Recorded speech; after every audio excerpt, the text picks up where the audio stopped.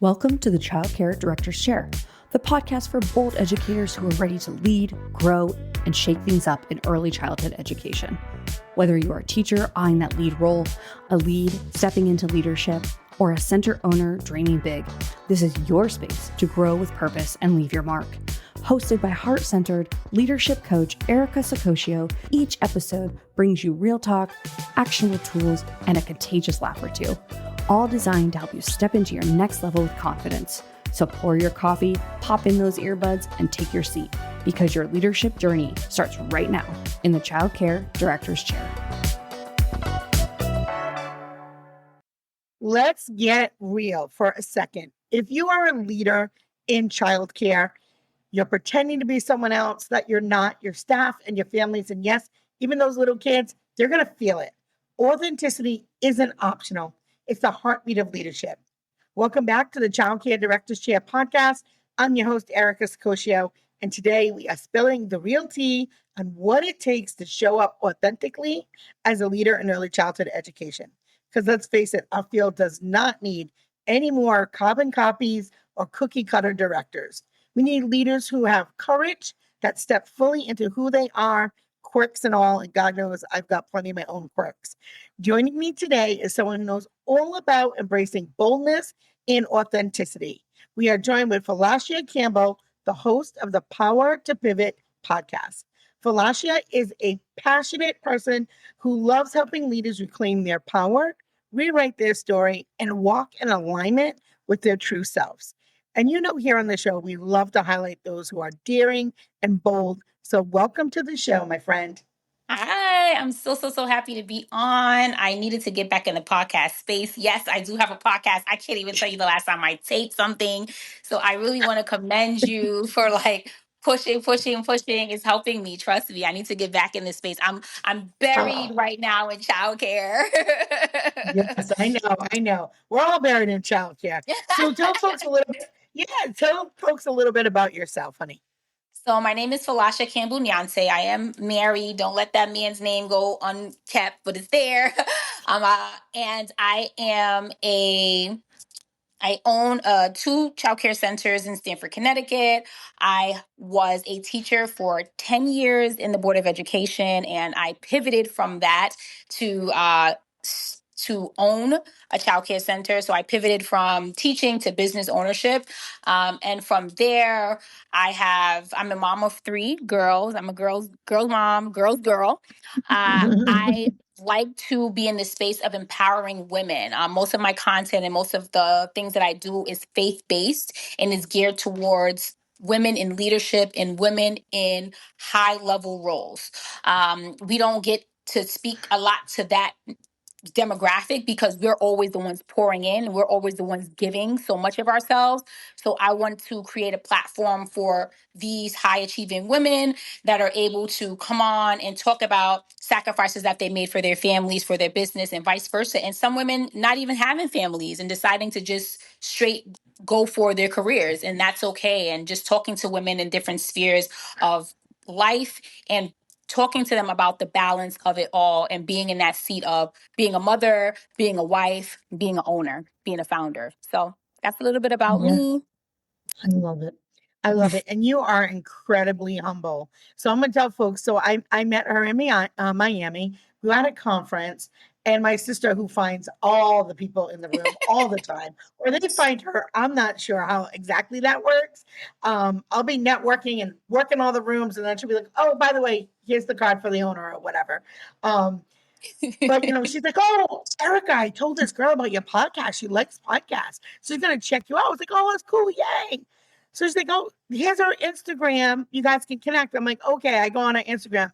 This girl saw him, but she didn't even tell her that she had her own podcast. She didn't tell her, when she went on my Instagram with my hot, 2,500 people, and I go to hers, I'm like, oh my God. I'm like, girl, But you were super I've been gracious doing, and thank super you for that. humble. Thank you for that, because it's not a talking point. Like, it's social media, it's my digital footprint, and I've been my Yeah. fingerprint, and I've been doing social media consistently for the past 10 years. So that is Yeah. work that I've put in for the past 10 years, and I was very much into media, the media space. I did a lot of interviews with a lot of high name celebrities. As you can see, if you can find me all over, me and my husband has been on national television on a network called OWN, that we did a show called Family or Fiance. So I've been on those stages and those platforms, and I find the work that I'm doing now the most rewarding. So that's what I lead with, because those are just, Yeah. experiences that I've had in life. But I do still see myself as a media maven and a woman that is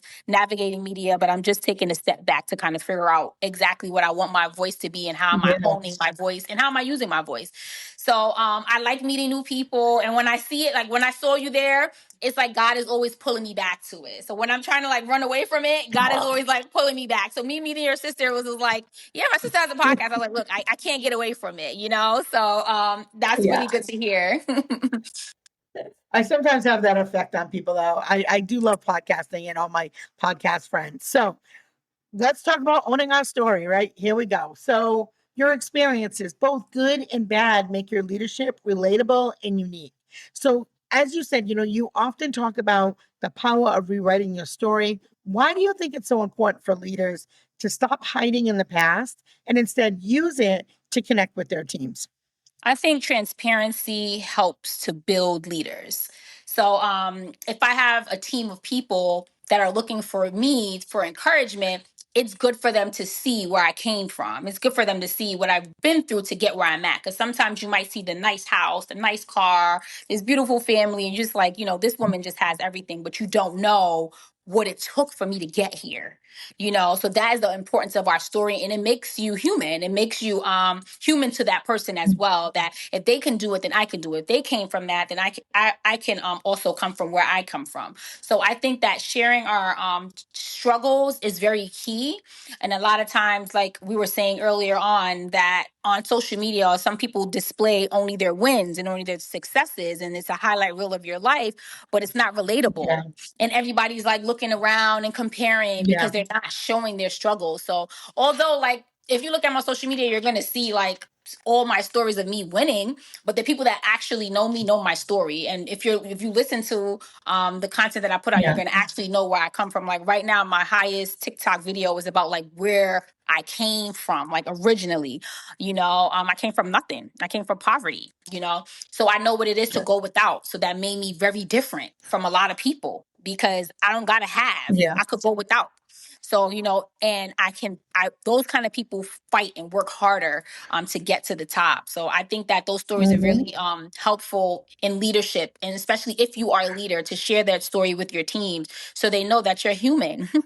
And you didn't get it Yeah. just given to you. You have to get it out the mud.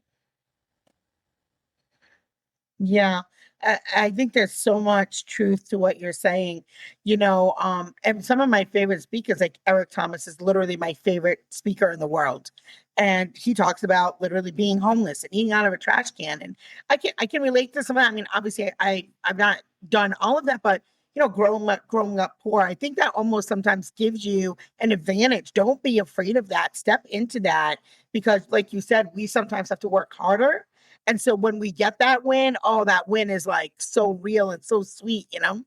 Um, how do you think leaders can feel their story? Well, I guess let me reframe that.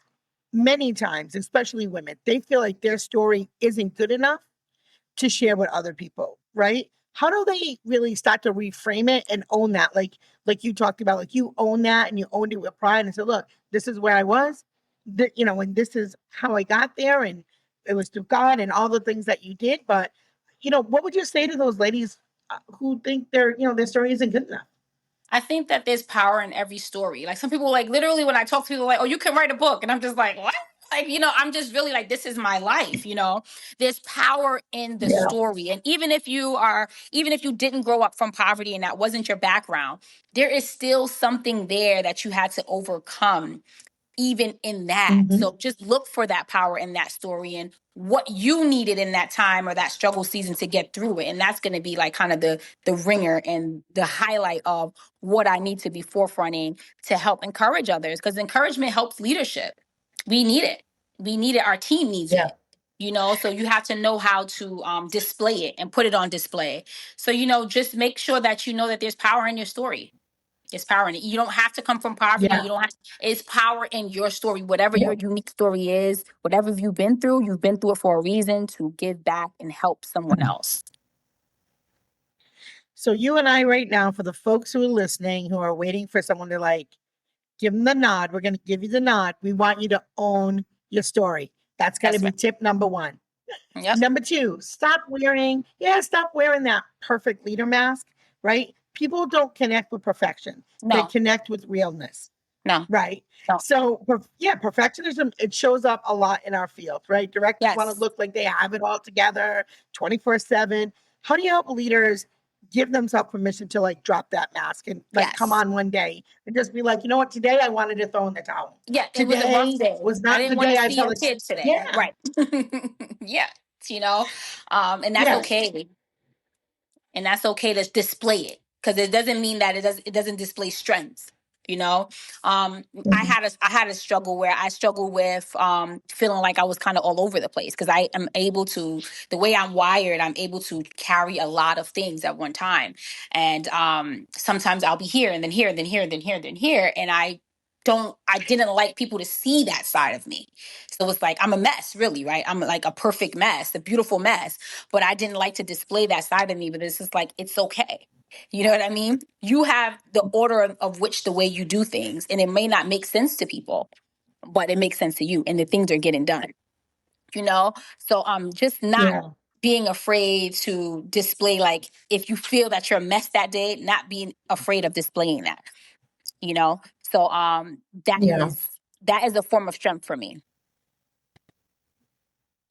Yeah, it goes back to what you said earlier, like transparency, like be real with your team, be real with your families, and admitting, you don't know what you don't know, what makes you weak, what makes you, trustworthy. Like it's okay. I feel like during the pandemic, that was really hard for directors Okay. because like we were getting it at every angle, parents, the state, the Department of Health, How was it at the that time? At staff, that time, I was just starting out. So how was it for you?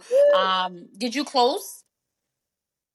You Well, closed? we had to because Right. the state pulled everybody's license. Yeah, so for 3 Wow. months, I had to, like, figure out, "Oh my god, am I gonna lose my business?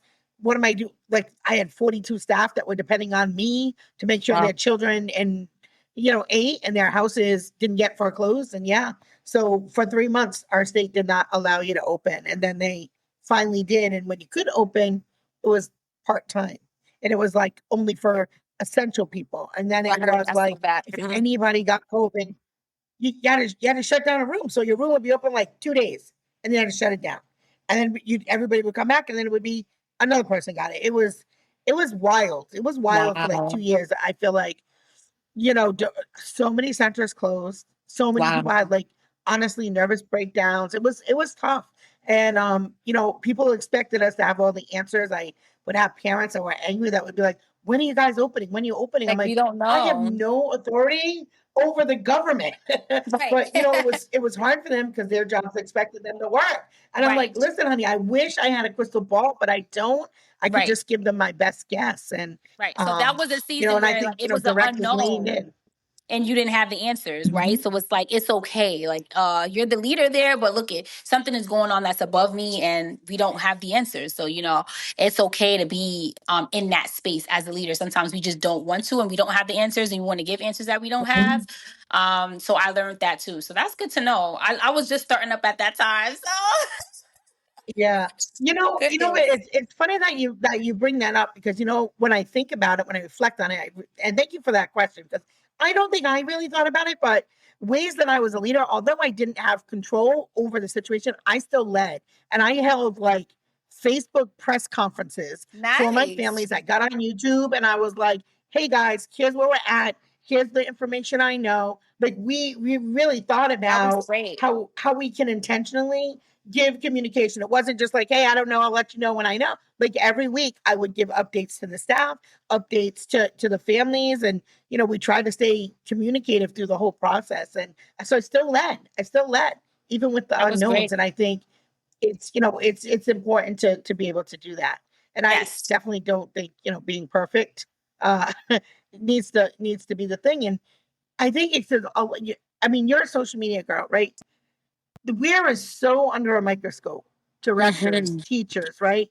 You can't have a life outside, right? Of the daycare. People will be on your social media. Oh, they did that. Oh, you see what she's wearing. Like all You those know, I things. don't Like go through that we're though. human too. And we You got a know, life. I don't go Yeah. through that though. That's one thing I haven't experienced that yet. And I'm going to say because Yeah. I've been like this before I started doing this job. So my social media, you see, like before Yeah. I started doing this work, I've been doing things. Sure, So sure. it's like, yeah, like Yeah. this has been my life for about 10 years now. So I Yeah. don't really go through that, but maybe Yeah. it's unknown. Maybe it's whispers behind the scenes. I don't go through that. But Yeah. I did feel the need to kind of Yeah. like make my stuff private now and not be too, for some reason, I'm not as Yeah. open as I was. The way I used to share, I'm kind of like Mm-hmm. reserving a lot more. Just Because because we of the know it's leadership there. space. Yeah, Right, because we know it's there. right, right. So I'm Yeah. seeing that. I'm seeing that too. Yeah. Have you ever seen a time when a leader admittedly showed their imperfections, actually inspired a team instead of like diminishing their influence? Have you seen a time where a leader was like, and it doesn't have to be in a childcare space, but any example? Um, I was just thinking about something that it's not going to come to me right now. I was thinking about it when you were talking about it Okay. previously, but I think that imperfections in leadership, when it's too consistent, it gives people skepticism and doubt. So we're not perfect, Yeah. but they expect us to be right, and they expect us to know what we know. So it's okay for us to say that we don't know. Like I'll give you something happened at the childcare center yesterday. So I've been having this issue with Hmm. medications. We have to have a nurse in once a week to check the meds, Hmm. to check for everything. Yesterday she came in and the medical cabinet was locked. The girls couldn't find the key. We're looking everywhere for the key and she's Hmm. kind of standing around. She's waiting. We find the key. Probably maybe about 15 to maybe it could have been 20 minutes it took to find this key. So Sure. when she came upstairs, she checked the meds and she was like, "Hey, you know that the cabinet is not supposed to be locked." So I'll say to her, "Well, I got cited for it being open, so we Yeah. locked it." So now there's this Correct. there's this the state is telling me one thing, the nurse is telling me another thing. Yes. The nurse says to Hmm. me, and she makes a valid point, if the kid had an outbreak right now and you guys couldn't find the key, what Hmm. would happen? Hmm. The nurse is right. Hmm. But I the authority Yeah. figure told me that it needs to be locked. So now my staff is looking at me, Yeah. right? As if like, what's happening? Is this Hmm. or is this? So sometimes we get Yeah. misinformation and then we're giving out misinformation. And then when the information gets corrected, it looks like we don't know Yeah. what we're doing. So what I did was I just looked in the Yeah. regs, went back to the regs and checked to see like Hmm. it can be locked, but not emergency meds, and it needs to be out of the reach of the children. So because my locker is kind of low, that's why the state told me that. So it was just a miscommunication. Um, Sure. on Sure. all parts, but I had to go back to the regs before I go back to the staff and create a system for that. So what I'm saying is we Yeah. we know in part all the time, even if we think we've been in this business and they said this today, they say this tomorrow, they change it to Hmm. this, right? So we're constantly getting information and Hmm. constantly needs to be updated. So we're not always right. So we don't have to always be right, but we have to get the information, especially when it comes to these kids and it comes to things like that, because the nurse is entirely right. If they're looking for this key and this kid is having a reaction to something, Yeah. what's going to happen? You Yeah. know. So Yeah. Yeah. just because I'm able to in front of my team um show them that these things happen, it doesn't necessarily have to be right or wrong. If you're these things happen, we leave room for a mistake, because I could have went off and asked them, why don't they know where the key is at? Why Yeah. is the key lost? I could have like focused on that. But I said, no, find the key. And then we create a system that this doesn't happen again, whereas we can't get in the locker. Yeah. So everyone is, all parts, the state, the nurse, myself, and the staff can be corrected in All that. accountable. Yes. See, and that's what makes you a good director, though, because exactly what you just said, and I keep it very real here. A lot of directors would have went right at it's The the staff. staff, writing up the staff. It was all on the staff, Where's the right? key? Where's the key? When you Why did can't your we find the key? when you did your right when you do your floor walks, whoever the admin is, right? When you do your floor walks, did you look for the key? Did you notice the key was gone? You didn't, right? So yeah, everybody's going to be accountable, and it starts with you as the director. One of the things I found, and you're right about like sometimes one agency will tell you something different. What I have done in the past is I would copy that regulation, I would highlight it, I would have That's taped what I it did. on the cabinet, and yes, girl, and then I would have had the workers that it had to be locked. I would have had them sign off on it. So you had documentation that said you were told by This XYZ is worker this is why that I that need needed to you be locked. guys. This is why I need Well, community. you Because got it's me. really, I'm You got me. tired of this. I'm Yes. just tired of this. I'm tired of it. I've Yeah. been going Yeah. through it like it's crazy. One person says one thing, you right now we don't even know Yeah. what's the truth because Mhm. I just have to use common Yeah. sense that Well, the nurse what's has to written. be right because she's Yeah. right. If something happens, we can't Mhm. even think about it. Even looking for the key, if it's found, is going to take longer than it just being Yeah. open. Yeah. And maybe there's some kind of like key lockbox that you can drill into the wall literally right at the cabinet. So it's Yes. always there right at the cabinet. Can't get lost. But anyway, that's a different show. But thank you for sharing that and being again honest. Being honest, right? Because it happens and it happens to the best of us. I do not think I know everything. There are days I get stumped too. I had two teachers that were not gelling well today. I had to leave here and go over and say, hey, kids are first. Let's work it out. Let's work it out because you're both valuable here. Let's work it out. And we worked it out, but it's not always smooth sailing. Um, yeah. So I think that's really important. And I also think if you preach kindness, equity, You have to be. collaboration, You your have staff, to be the yeah, your same staff should also see those values alive in from your you. daily actions, right? Yep. Yep. Yeah, from you. Yep. So yeah, can you give us some examples of maybe ways that you collaborate with your team? Because clearly you've got it, right? You didn't throw your staff under the bus. You're like, okay, Yeah. we're gonna make this system, we're Yeah, gonna that's own it, it. we're Because you gonna know what? correct it.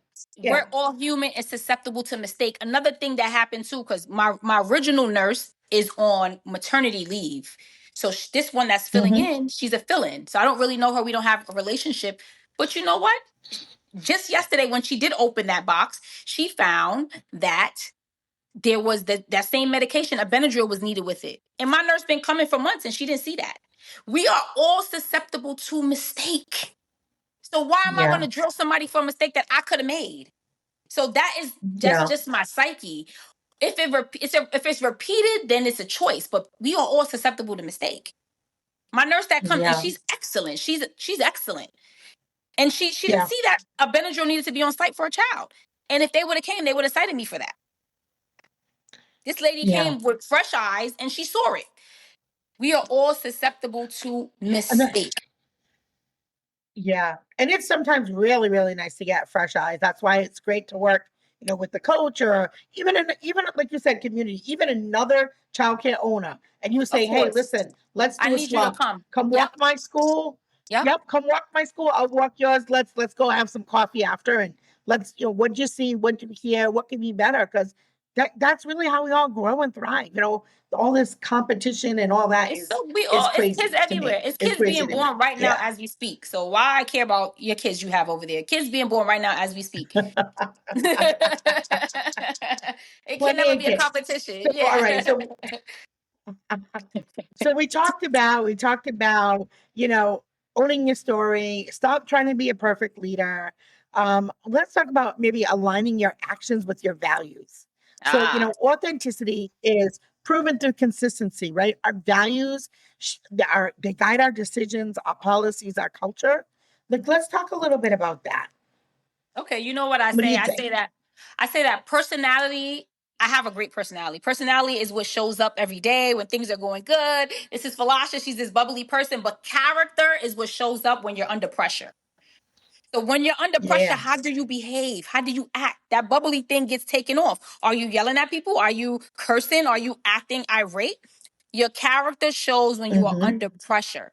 So this is something that us as leaders in any leadership role, we have to work on our inner self. Whatever that is for you, mine is prayer, mine is meditation, mine is sitting in quiet, mine is whatever that is for you, for when the pressure comes Mm-hmm. on you, because we carry a lot, we carry so much that people don't understand and they really don't get it. And I require a lot of silence, and I have a 2-year-old, I have children. How am I going to get this silence throughout the day?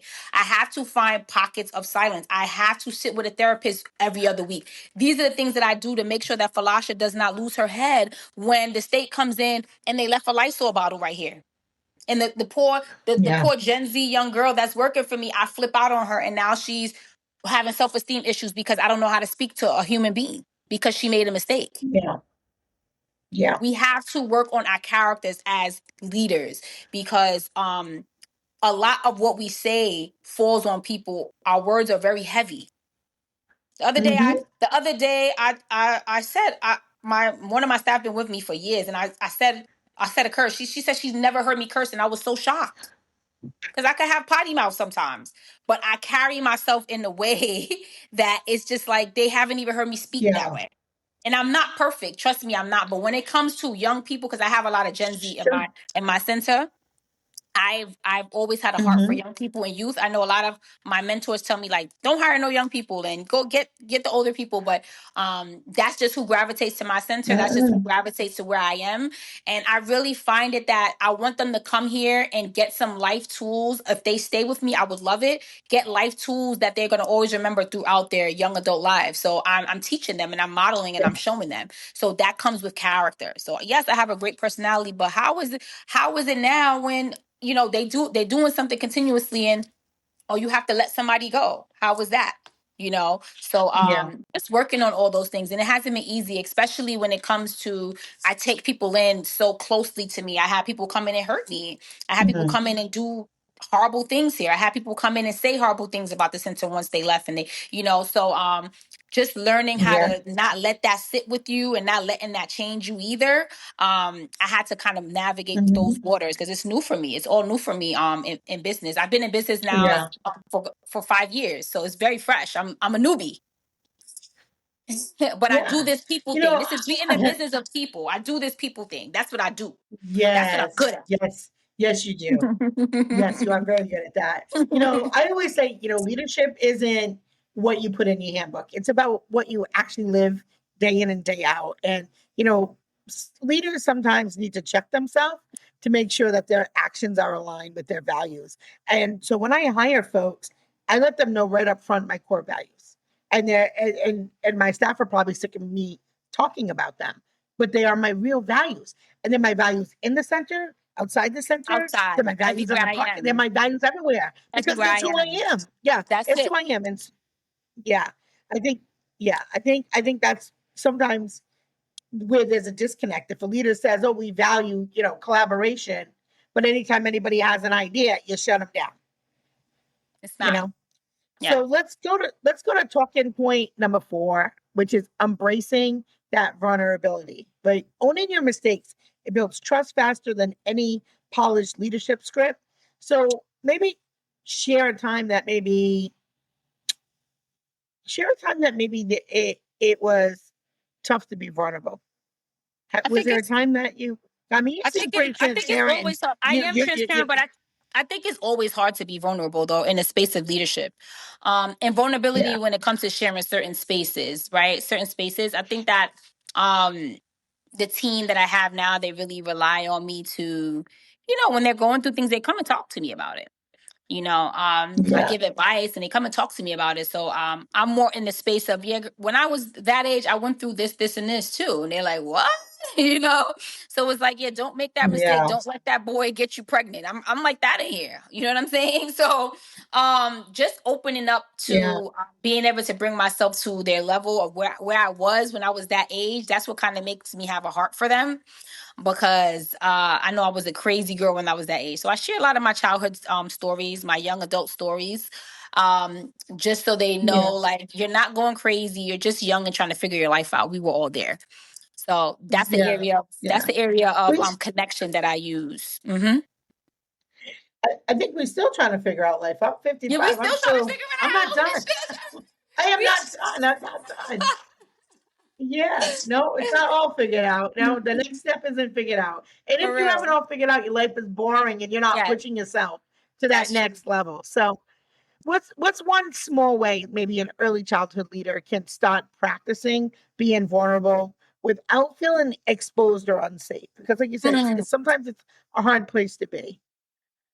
I think that I don't know if we said this at the when we went to the conference, but just doing team buildings outside of the building, getting out of the actual building with each other, so they can humanize you as well. Mhm. We try to do that a lot. We do Pilates. We Yeah. girls here. We try to do that a lot here when we do have the time, and try to do activities together as a team outside of just this work. We're going to be doing a book bag drive, just to show like that we are a part of the community. We have to give back to this community that is Hmm. also coming to us. So just creating Yeah. spaces that you guys are doing things together outside of the four walls of the center. So Yeah. Um, I think that that creates great bonds and deep bonds. yes. Yeah, I think that that's great advice. So let's get to our last point is maybe leading boldly and not apologetic, right? Boldness is not arrogance. So we'll make sure people understand that. It's clarity and it's confidence in your leadership. You know, sometimes people think, oh, like, oh, that one thinks she's no, you can be confident. You don't got to be loud. You don't got to be boastful. And that's why I kind of had pointed out earlier in the podcast of how humble that you are. And like you could have been like, yeah, girl, I got a podcast too. Here, here's my $1 billion, but you didn't do that, right? And I think, don't shrink yourself because that's the other thing. Don't shrink yourself or apologize for being strong or having strong standards because that confuses your team and it weakens your culture. So don't be afraid to be the girl boss. I hate to say it, but don't be Yes. afraid to do that. Right. Always be kind to people, talk to people like there are people, like you said, be accountable. But tell me, how do you lead boldly?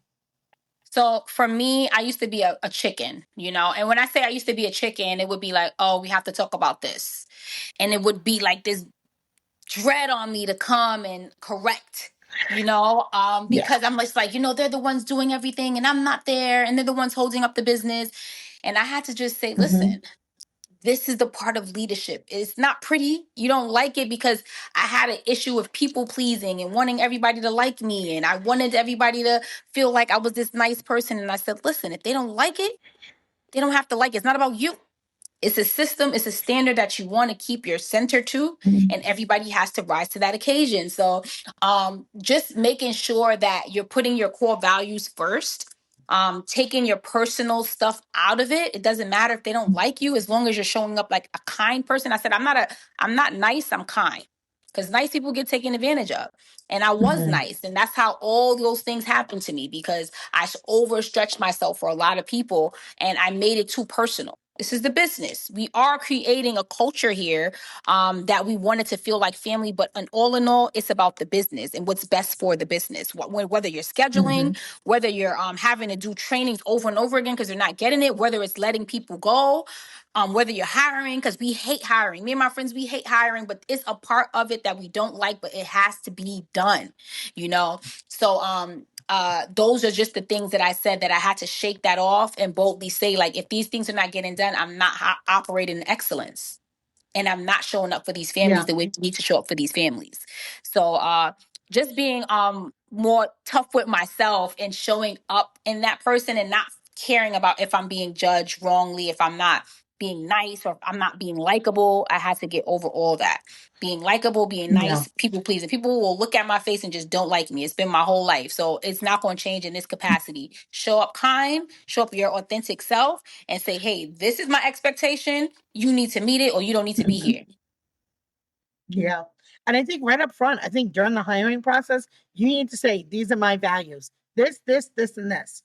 You're on board with that? Because then no one's surprised, right? Because I Right. told you at that interview, professionalism was important to me. That's I it. told you community was important to me. You're not surprised, right? And it's the interview, it's the culture. Like they should understand that. So Right. let's do this as we start to wrap up. If a director is listening today, which we know you are, is tired of second guessing themselves, what's one bold move that they can take this week to start leading and being more confident? This week, the one bold move you could take is go into that meeting, go stop chickening out from having meetings with your team. Go into that meeting and talk about what every person did good for that week and what every person needs to work on for that week. Even if you were like, I don't find nothing that they need to work on something. Go in there and let them know because that's setting an expectation. I think that well, I'm going to speak for myself. A lot of times we try to shy away from doing those things because we just want to keep the peace because sometimes it ruffles feathers, but it's not about keeping the peace. It's about keeping the standard of your center. Yeah. Yeah. And I think a lot of it has to do with your mindset when you go into that meeting. So, because some people do the opposite, and I have seen some directors do the opposite where they go into a meeting and all it is a laundry list of berating the staff of all the things they did wrong or what needs to correct and blah, blah, blah. Right. Look at that meeting as your growth opportunity. Hey guys, here's where we're really strong. Here's where we're growing. Here's what we need to still work on. This is how we're going to support it. Then it doesn't feel personal. As a group, I noticed that we've had blank, blank, blank. Here's what we're going to do to support everybody. Next Thursday, we're going to have a training on this. I'm going to buy some pizza and we're gonna dig in. What are you guys' thoughts? Um, I find like that it's that mindset because you're still addressing it. You're not addressing it, but you're looking at it as this is where we have room to grow. And I think that that's a great way to do it. Yeah. So, is there anything that I didn't ask you that you want to share with the listeners? Um, I'm really, really interested in like community within the childcare center. Like, what do you feel like you have community within the childcare center? Not, it doesn't have to be in Rhode Island, meaning like other directors that you can call, talk to. Like, it's so great that you created this platform because like literally I was in a fish out of water. I didn't know anything. So this is a platform that you're doing to aid in people like that, like me years ago. But Yeah, do you have any other resources that people can find information just to like pool with other directors besides what we're sure. doing over there at CBG? Yeah. So, I mean, Facebook has a billion groups with other directors. So, I definitely say join some of those. See if there's some in your state that are, you're the business ones is some of those groups. And I would say, I did not pay you to say this, but, there's also the Child Care Directors Here Leadership Group where you can pop on in there. And there's, lots of amazing people. I think the biggest thing is pick up a phone or just reach out inbox somebody. Like if somebody's got a center or you've met somebody at a conference, we all say we're going to stay in touch, but do you do it? Do you make that action? Right, Because you took right, your time away from your center, right? You paid staff to cover you because you were going there to get ideas that you could implement and get that community. But if you go back, you put the flyers on the shelf, you think about it for 2 days, and you go back to the old status, you're never going to grow and you're not right, going to be as strong as you can be. So right, do those things that you commit to yourself and reach out to people that maybe aren't your next door, although I do have great relationships with many centers that are in my city. Do a few that are in your city and a few that are out of your city. And when you go to those conferences, really connect, make the most of your time, do that networking. Because I think there's a lot of value to be had there. A lot of okay. value. So thank you for being an amazing guest. Thank And you. here's We what had we're so going to many tech say. issues, but we Yes, got it done. We got it done, we and got I it like to get done. it And done. I I'm not think, prolonging it. yeah. So, I think to wrap it up, I think, being authentic isn't just like nice or nice to have. it really truly is the foundation of Essential. true leadership. So when you own your story, you got to drop your mask, align your actions with your values, and embrace that vulnerability and lead boldly without apology. You don't just gain respect, you inspire loyalty. You get trust and a culture where people want to follow you. So this week, my challenge to you, stop shrinking, stop apologizing, step fully into the leader that you were born to be. Because again, the childcare field doesn't need any more imposters, it needs leaders like you who are bold, authentic, and unapologetically real. Huge thank you to my girl, Miss Campbell, for sharing her wisdom with us and helping all of us today embrace our authentic self. Check her out. Her podcast is The Power to Pivot. She doesn't have any new episodes, but I think after today, we're gonna push Yes. you and she's gonna Yes. record. So get recording. And I would also love to be a guest on your show Yes, anytime. you So already gonna be my next guest on the show, but I need you to come on the couch though. I need you to come in. Okay. yes, ma'am. I'll come on the couch. I'll come on the couch. I'll come to your center. How many staff do you have? 7. How many staff you got at your center, honey? 7. 7. I'm gonna come. I want Come do 7. some training. Yeah, I'm gonna come to your program. I will come to your program and do some training. All I will right. I'm train them. I happy will about train you. that. I will give you all Thank the you. I'm things. happy about that. All right, love. Thanks, All right, Erica. It was sweetheart. I'll great. talk to you soon. Have a Bye. great day, everybody. Bye. Bye. That's a wrap for this episode of the Childcare Director's Chair, where we believe leaders aren't born, they're grown. If something sparked for you today, share it, shout it out, or pass it along to the next bold changemaker in childcare. Don't forget to subscribe, leave a review, and stay connected with Erica Sacoccio for more real talk leadership tools and a whole lot of inspiration. Until next time, lead with heart, grow with fire, and always remember, the chair is yours. Now own it.